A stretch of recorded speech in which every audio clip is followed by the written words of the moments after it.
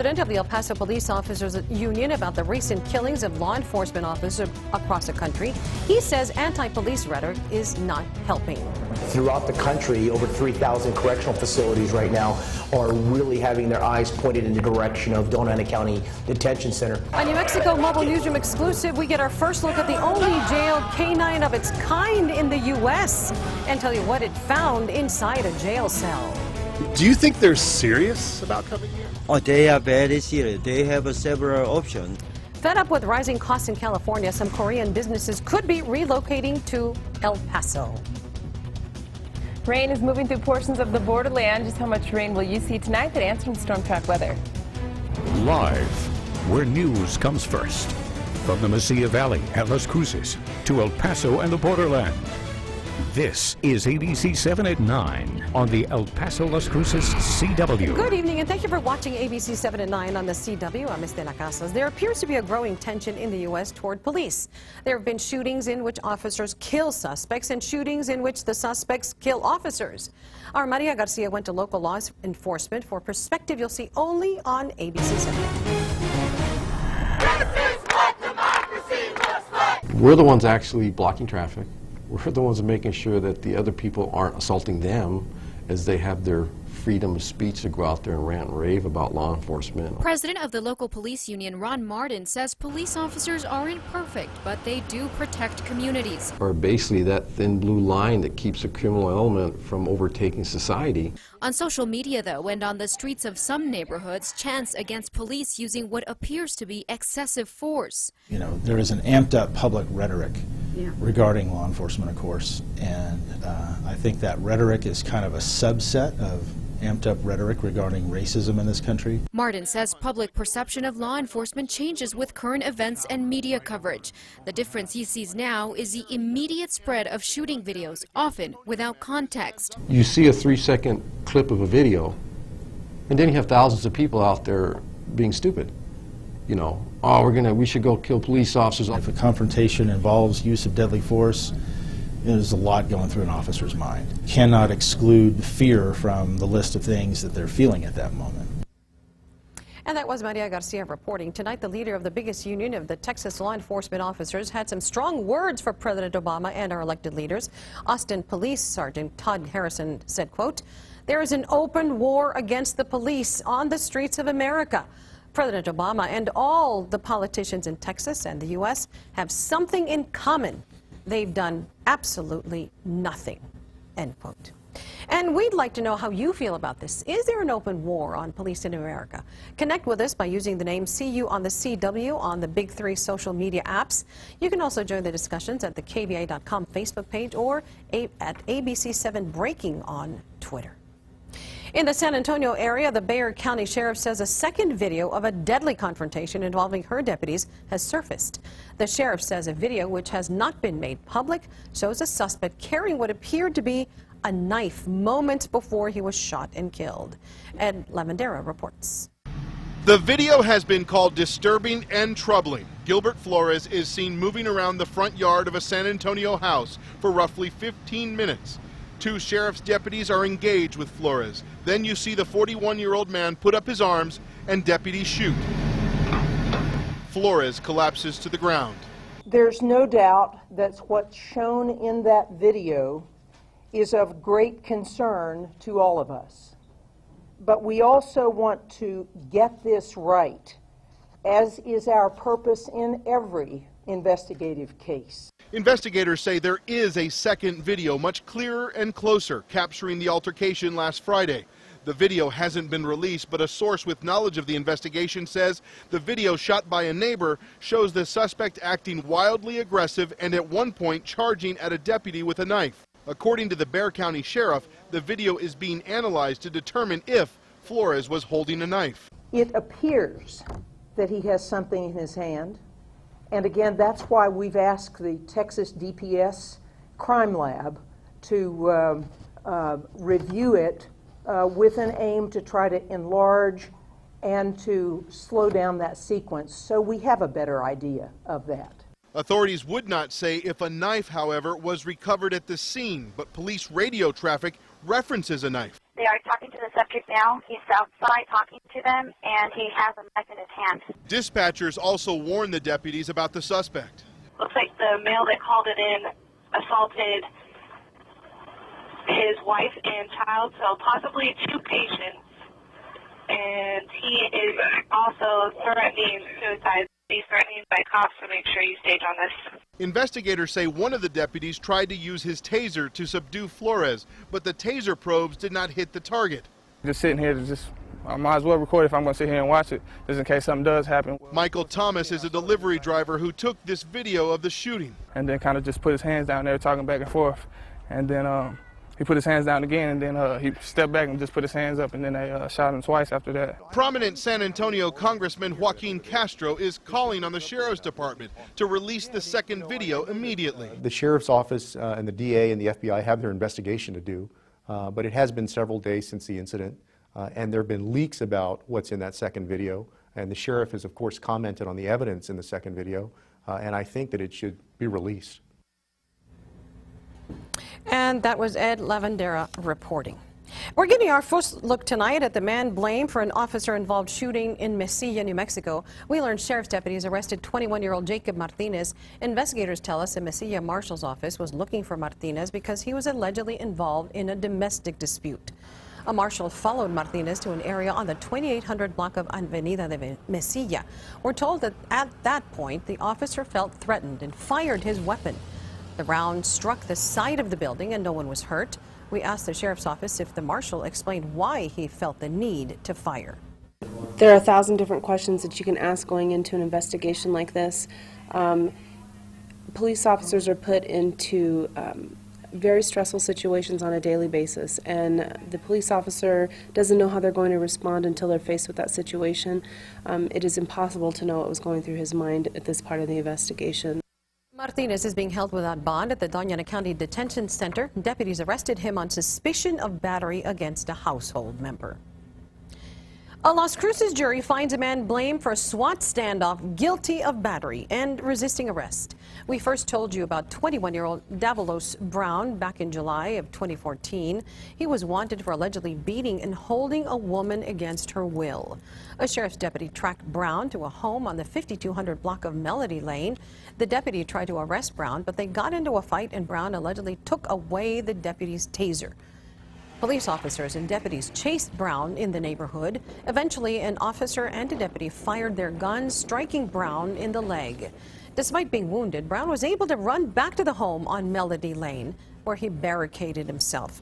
The SWAT team eventually entered the home and arrested him.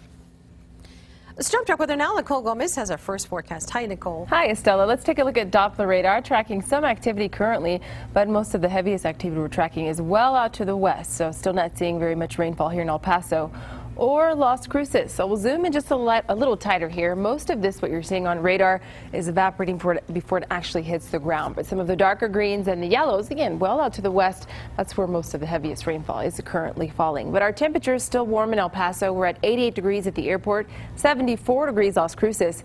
70 is the current temperature in Deming. So our future track model is showing us we still have plenty of moisture throughout the region through Thursday in the afternoon. So currently what we're tracking, what we're keeping an eye on, Las Cruces and El Paso and the entire region. Those rain chances for tonight. We're also tracking temperatures for tonight and tomorrow. So coming up, we'll take a closer look at Doppler radar, what you can expect for the rest of your work week, and we'll take a peek at your Labor Day forecast. That's all coming up. Estella? Okay. Thank you very much, Nicole.